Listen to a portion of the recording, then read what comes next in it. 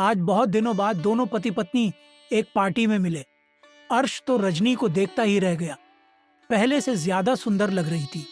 साड़ी पहनी हुई थी और रंग भी अर्श का पसंदीदा था। वैसे भी निखर आई थी रजनी।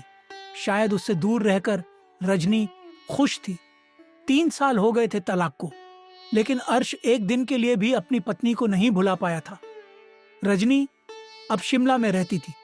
पता नहीं वो भी याद करती होगी या नहीं। अकेली आई है या किसी के साथ। कहीं शादी तो नहीं कर ली? क्या हाल है तुम्हारा? रजनी ने अर्श के पास आकर पूछा। अर्श मुस्कुराया और बोला, ठीक है, बस किसी तरह जी रहा हूं। क्यों? अब तो मैं भी नहीं हूँ, अब तो खुश रहो। तुम तो खुशी हो मुझसे अलग होकर। अब तो कोई रोने वाला नहीं होगा। ना कोई रुलाने वाला है और ना कोई हंसाने वाला है। ये सुन अर्श चुप हो गया। रजनी भी चुप रही। शादी के बारे में नहीं सोचा रजनी? नहीं, तुमने कर ली? नहीं। फिर दोनों चुप हो गए। अर्श कॉफी पी रहा था और रजनी खाली हाथ खड़ी थी। कुछ लोग ही। नहीं, बस वैसे भी मैं जा ही रही थी। कहाँ? मेरी बस का समय हो रहा है। अगर देर हो गई तो ये आखिरी बस भी निकल जाएगी।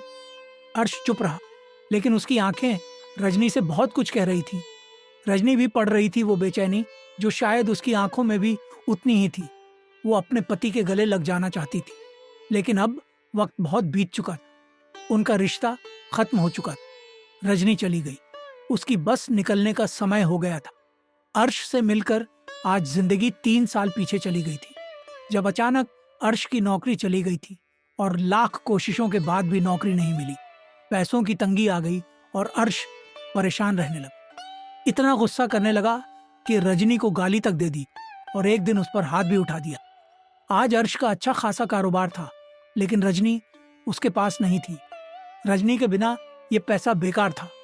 अर्श चाहता था कि जाती रजनी को रोक ले, लेकिन डरता था कि शायद वो मना कर दे। रजनी चाहती थी कि वो शिमला न जाए, लेकिन अर्श उसे एक बार रोके तो सही। बस चल पड़ी, लेकिन अर्श नहीं आया। रजनी ने रास्ते में जाते हुए सोचा कि उसने तो अर्श का फोन नंबर तक नहीं लिया। ये भी नहीं पूछा कि वो किस शहर में रहता है। बस में बैठी रजनी रोने लगी। फिर अचानक उसका फोन बजा। रजनी ने जल्दी से बिना नंबर देके उठा लिया और बोली, हेलो अर्श। मैंने माफी नहीं मांगी तुझसे रजनी। मैंने गलत किया था तुम्हारे साथ। मैं तुम्हारे बिना नहीं रह सकती।